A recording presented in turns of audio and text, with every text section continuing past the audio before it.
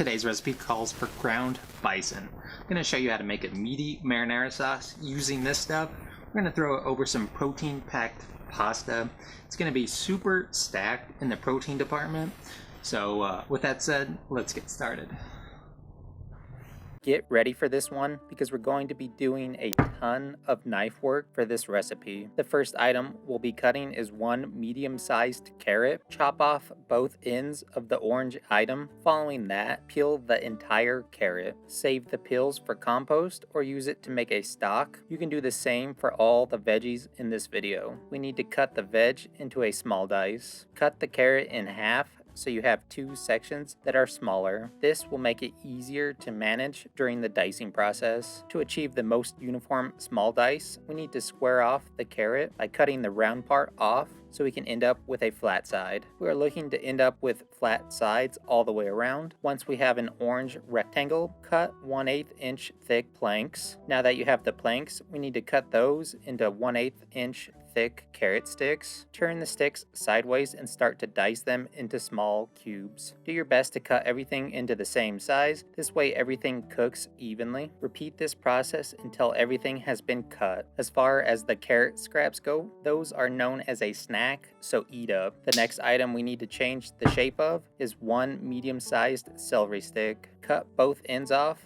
getting rid of most of the white part on the bottom of the celery. Repeat the same process as we did before, cutting the stick in half. From there, cut the green thing into 1/8 inch thick long sticks. Following that, turn them sideways so that you can cut them into the small dice. Set them aside once you've got that done. Grab a medium-sized red bell pepper, cut the top and bottom off. We need to take the core out of the pepper. There are a few ways to getting the job done. I find the best way to do this is by cutting through one side of the pep to open it up. After you have that, lay it flat on the cutting board and then run your blade following the curvage of the pepper around the core to cut it out. If this seems too hard after the top has been cut off, you can pull the core out by hand. If doing this method, ensure you get all the seeds as well. Also, make sure you cut out all the white rib part of the pepper as well. Now that the core has been ripped out, cut the veg in half. We'll only be using one half of the goods. The other half can be used for something else, or you can eat it as a snack as well. Once all that difficult work is done, cut the red veg into, you guessed it, 1/8 inch thick long sticks. This one will be a little trickier to do just because it won't lay flat. Push it down on both ends where it curls up to help keep it flattened. Make a pile of red sticks, then cut them to turn them into the small dice of goods. We're on the home stretch of all this cutting. Grab yourself a small yellow onion, cut off the top, the opposite end of the hairy root end. Next, cut the onion in half and then peel all the skin off. We'll only be using half of the veg that makes people cry.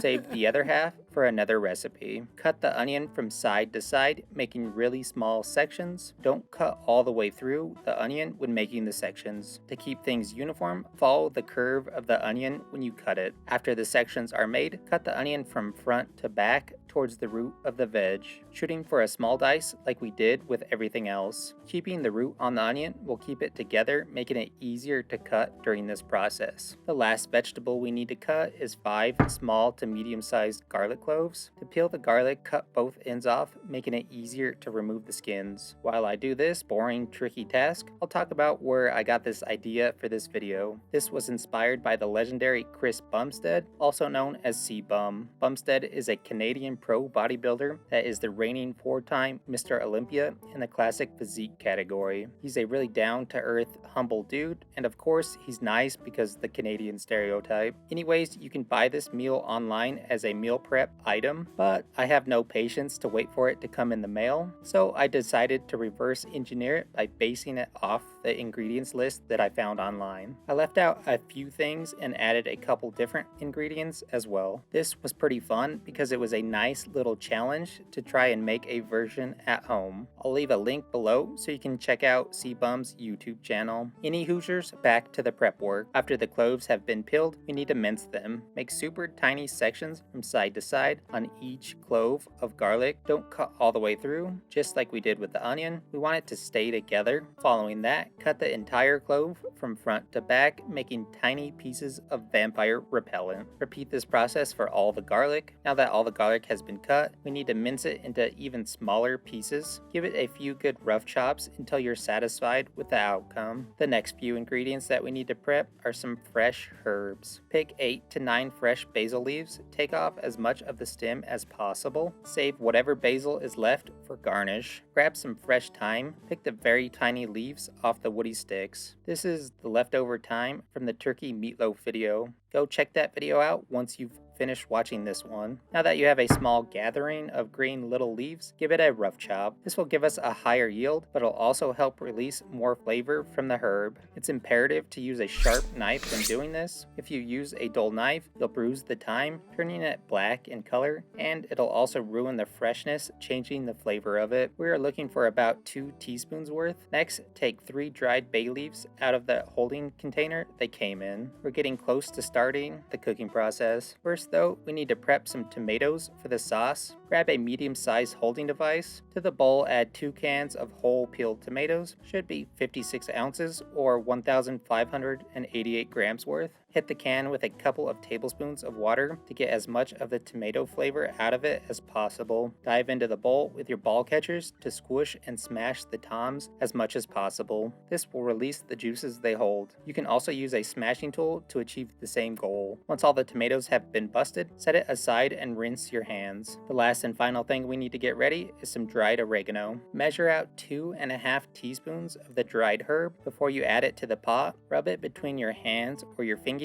to break it up. This will wake it up to help release more flavor. Now that everything has been prepped out and ready to go, grab a large pot that has a heavy bottom to it, toss it over a heat source, add in 1 tablespoon or enough oil to coat the bottom of the pan. Use an oil that is neutral in taste and has a high smoke point. Crank the heat to medium high or high, depending on how hot your burner runs. Allow the oil to become ripping hot. After it becomes hot, add 1 pound or 454 grams worth of lean ground bison. Place the meat in the pan away from you. This way, if the oil splashes up, you have less of a chance from getting burned by it. We want to sear the meat to create that caramelized layer of flavor. Make the meats into one even layer. This way we can achieve that browning effect. Season it with some coarse ground kosher salt. Cook it for a few minutes or until it has been seared really well. After it's been seared, break it up into smaller chunks of meat. Cook it an additional 3 to 4 minutes or until it's all the way browned. We won't cook it all the way through because once it's in the sauce, we'll finish cooking it. Unfortunately, I wasn't able to sear mine that well because the heat wasn't high enough.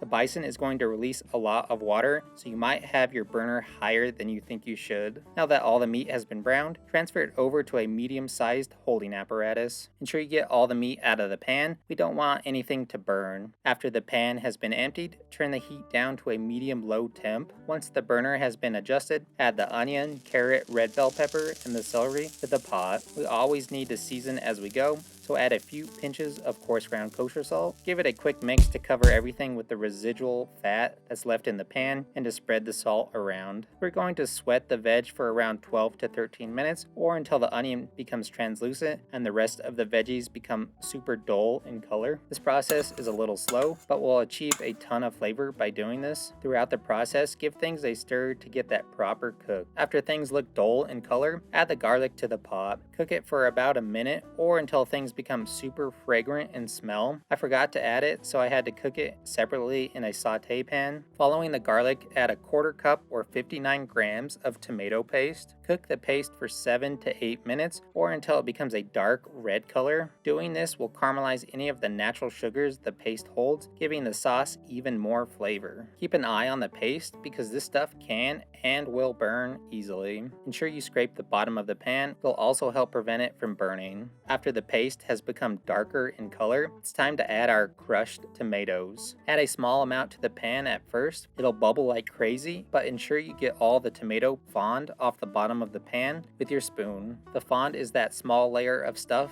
stuck to the bottom of the pan. It holds a ton of flavor. Once you've done that, add the entire bowl of tomato guts. Next, add all the bison in. Ensure you scrape the bowl clean to get any of the juices / fat that the meat has released. Give everything a mix up. Also give it a quick smash to break any large chunks of meat and tomato up. Following that, add all the fresh / dried herbs to the pot. When adding the basil to the pot, tear it to help release more of the flavors and natural oils it holds. Stir it all up so the herbs are mixed in so they can get to work adding the goodness. Allow the meaty sauce to come up to a light simmer. That means when it starts to barely bubble either on the sides or right in the middle of the sauce. Once it does, give it a little stir and cover the pot with a form of some type of lid. Don't fully cover the pot with the lid though. Allow it to have a small crack on one side. This will allow the steam to be released. We don't want too much heat to be trapped, which would cause the sauce to cook too fast. This process is a low and slow one. Reducing it at a slow pace will help build a ton of flavor. After it's been fitted with a lid, turn the heat down really low. Set a timer to cook the sauce for an hour and 45 minutes or until the sauce has reduced and become thick. Meat sauces are traditionally thicker in viscosity than a regular old marinara sauce, but honestly, you can cook this as long as your little saucy heart desires. However you decide to cook it, just ensure you give it the occasional stir to prevent the bottom portion from burning. Now we patiently wait for it to cook, which I guess really makes no difference from waiting for it to come in the mail. Oh well, I guess. A huge pro tip, whenever you make any type of sauce like this that takes a while to reduce down and cook, do not season it with any salt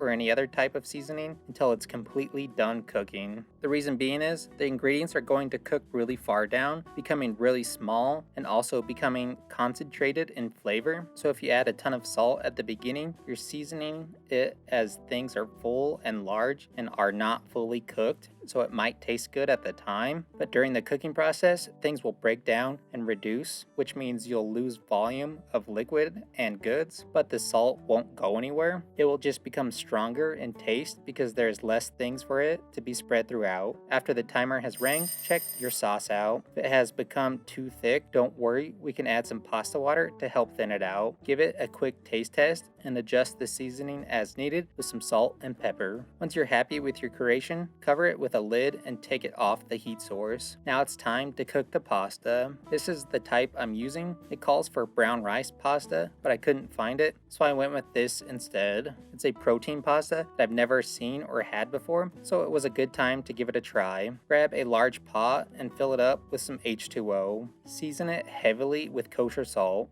This is the only way you'll be able to season the pasta itself is with the salty water. Toss it over a high heat source. Cover the pot with a lid so it comes to a boil faster. Once it hits a boil, drop in your nudes, but before you do that, almost drop the entire box just because you want to show off your fast reflexes to everyone. After the noodles have been added, immediately give the pot a stir. This will help prevent the noodles from sticking together once they become rehydrated in the water. Follow the directions on the box for the cooking time. I highly suggest shooting for the perfect al dente texture. The box might tell you how to do that. If not, all you need to do is cook the pasta a minute or two shorter than the full recommended cook time. Pull a nude out of the water, give it the texture test. If it's done, strain and drain the noodles. Before you completely drain it though, save yourself around a cup or 236 mils of the pasta water. A little pro tip, if you're not going to eat all the pasta at once and you're going to save some for another day, drizzle the pasta with a little oil that has a neutral taste. If possible, use a good oil. This will prevent it from sticking together and becoming one giant noodle while it's being stored. If you're digging in right away, add the noodles to another pan or bowl, then add as much of the sauce to the device that has the noodles as you wish. If your sauce has become super thick like mine has, now would be the time to add the pasta water to help thin it out a bit. Give the noodles a good toss around to coat it in the meaty, saucy goodness. Grab your favorite eating mechanism. A bowl would probably work best for this. Stack things nice and tall so we can get that sweet aesthetic look to it. Top it with more sauce if you wish. You can easily divide all the sauce and pasta up evenly to turn it into meal prep meals, or you can dig in now. Finally, garnish it with some fresh torn basil for that great look. You can also add some shredded parm or even go crazier and add even more protein with a chicken breast, or pair it with a salad to get some more vitamins and nutrients on top of all that's in this bowl already. Whatever you decide to do, just enjoy. Alright, now that our pasta is done, let's give it the old taste-a-roo. So looking at it, it came out super aesthetically pleasing. Trying to show you without tipping over too much.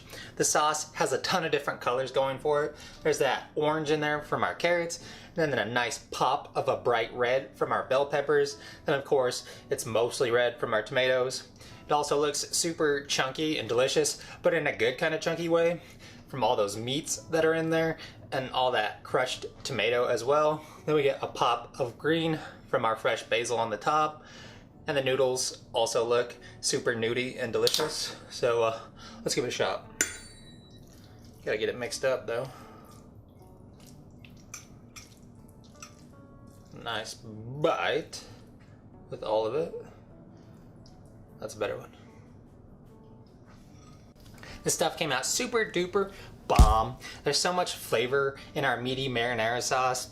Even though it took forever and a day to make, it was well worth it in the end. We get a strong base of flavor from that vegetable medley that we started with. And in the background, we get that hint of garlic. And then the bison brings that richness and that fat and the meatiness and that super distinct flavor as well. And of course you get a pop of freshness from our fresh and dry herbs that are in there. And you get a super deep, rich tomato flavor.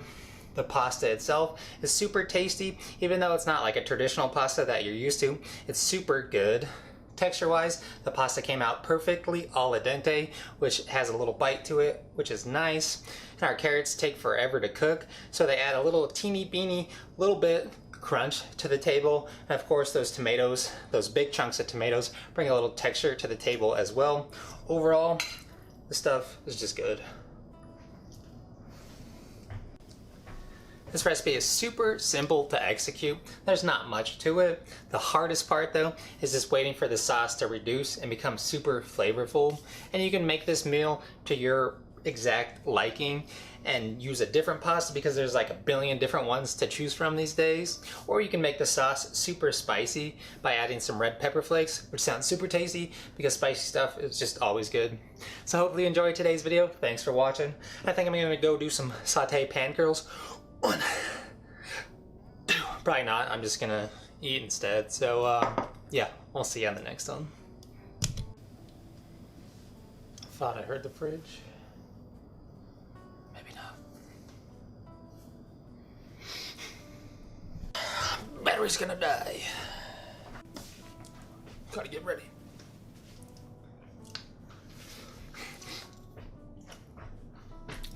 Rich marmalade marinara. There's so much flavors pop from the tomatoes as well, because there's still some